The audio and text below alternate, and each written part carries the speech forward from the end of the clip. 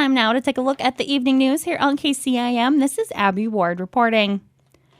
More information on the Amber Alert that has been issued for Greene County earlier today. Authorities are still asking for the public's help to locate 7-year-old Bryson Duong. Bryson is an Asian youth male who wears glasses, has black hair and brown eyes, stands 3 feet 8 inches tall, and weighs around 60 pounds. He was last seen wearing a black coat with black snow pants with brown side patches. Bryson left the Greene County Elementary School playground between 12:45 p.m. and 1:20 p.m. and entered a vehicle driven by 34-year-old Brandon Duong, described as an Asian male with black hair and brown eyes, with a height of 5 feet 10 inches and weighing 135 pounds. Duong was last seen driving a 2015 black Toyota Tacoma with the license plate of DFV 202. Upon leaving, the Greene County Elementary and Middle Schools were placed in a secure the perimeter safety procedure, and law enforcement was notified immediately as this was not proper procedure for picking up a student. Anyone with information is asked to contact the Jefferson Police Department or Greene County Sheriff's Office. Carroll Broadcasting will bring you the upcoming information from this alert as it becomes available. The City of Templeton is inviting community members to a retirement reception for long-serving City Clerk Rhonda Schwaller. Schwaller was appointed City Clerk back in 2001 and has been a vital asset for the growth of Templeton. City's Mayor Ken Barron says he has been working alongside Schwaller since the beginning of her term. Rhonda and I started on the very same day. That's when I was appointed to fill the unexpired term. That was my first day as mayor, and that was her first day as city clerk. We've kind of worked together for over 23 years, and Rhonda has just been an instrumental part of everything that we've done here in town. She's very good at what she does, dots all the I's and crosses all the T's, and makes sure everything is done the way it's supposed to be. And she's just been a great asset to the city, and everybody that worked with her will tell you that. The reception will be held this Friday from 4:30 to 6:30 p.m. at the Templeton Center. Barron says it's a night worth celebrating for a hard-working individual. She's had a lot of extra work that's been asked of her, and she's done it without any issues, made sure that we got everything done on time. She was just a very good, dependable worker. She'll be missed. It's hard to fill somebody's shoes that's been in it that long and has done a good job, as good a job as she has.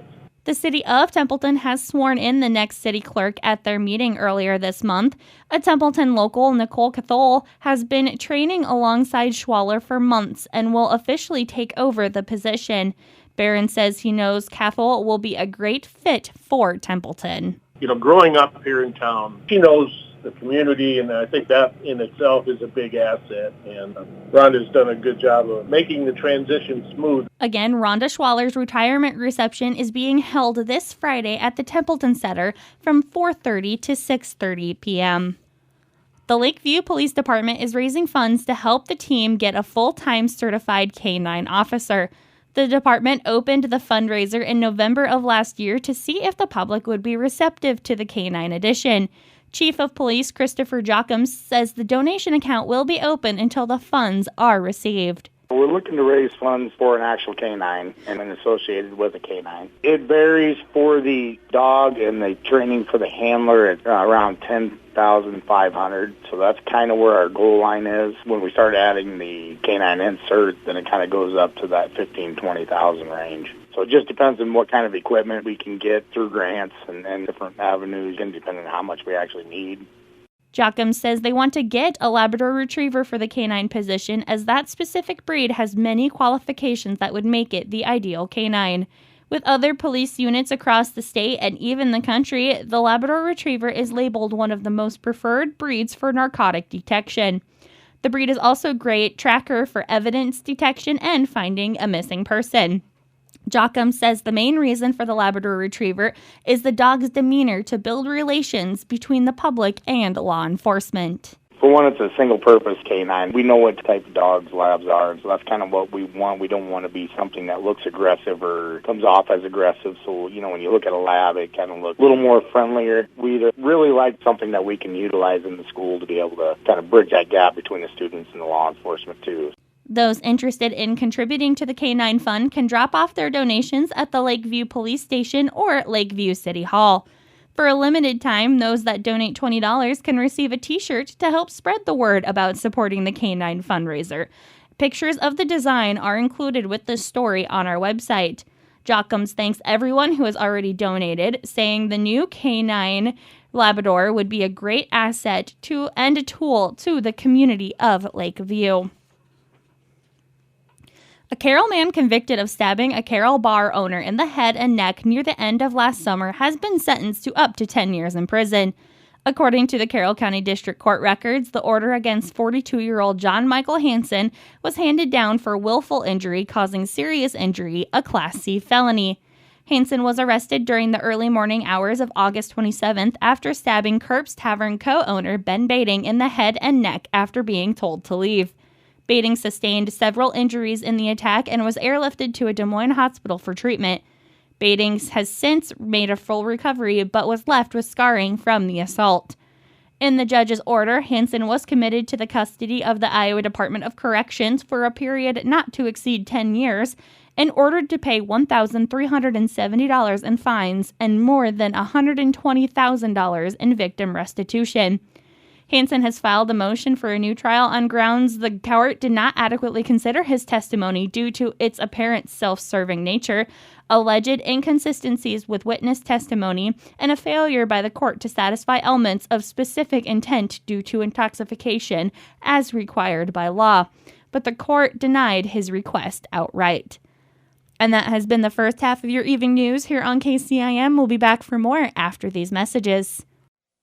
At Collins Aerospace, we believe in investing in our employees' future. That's why we are proud to offer our Employee Scholar Program. Whether you want to pursue a professional certificate or a degree related to the industry, we offer full tuition reimbursement and even paid study time. Our Employee Scholar Program is the perfect tool to help achieve the future you've been dreaming of. At Collins, we don't just want to offer you a job, we want to offer you a career and a future in aerospace. For details on the Collins Aerospace Employee Scholar Program, visit us at careers.rtx.com.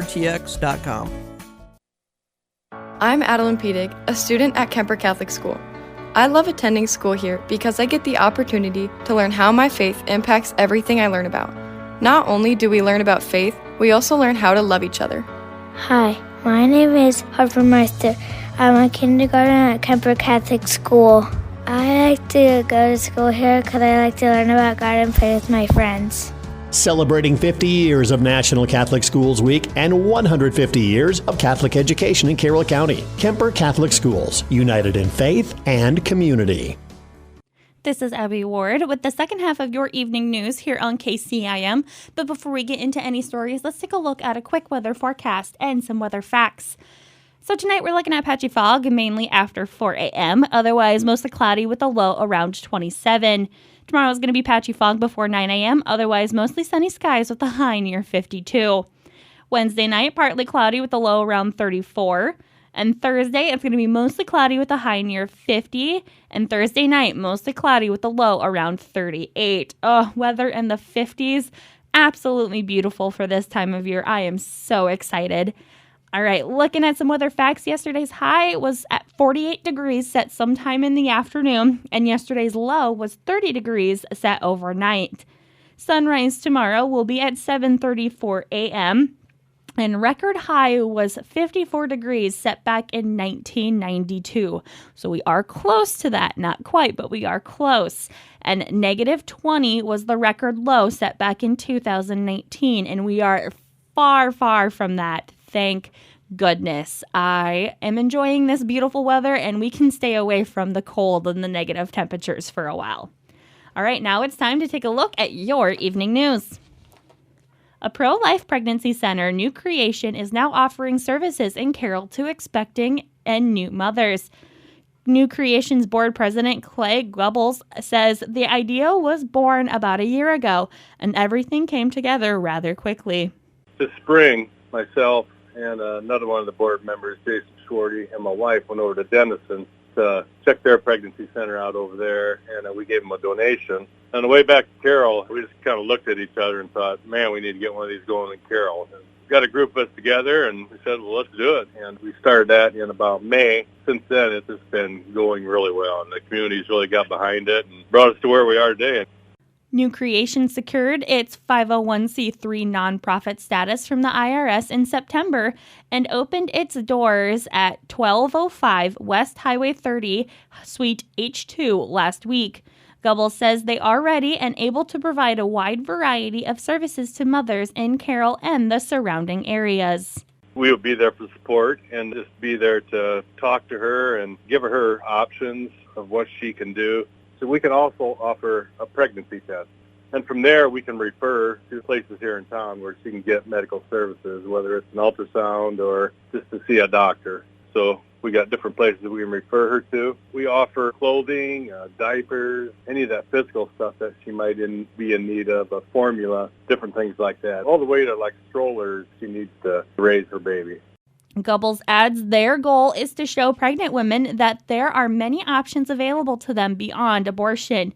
The New Creation Pregnancy Resource Center is open Mondays through Thursdays from 2 p.m. to 6 p.m., on Saturdays from 10 a.m. to 3 p.m., and by appointment outside those hours.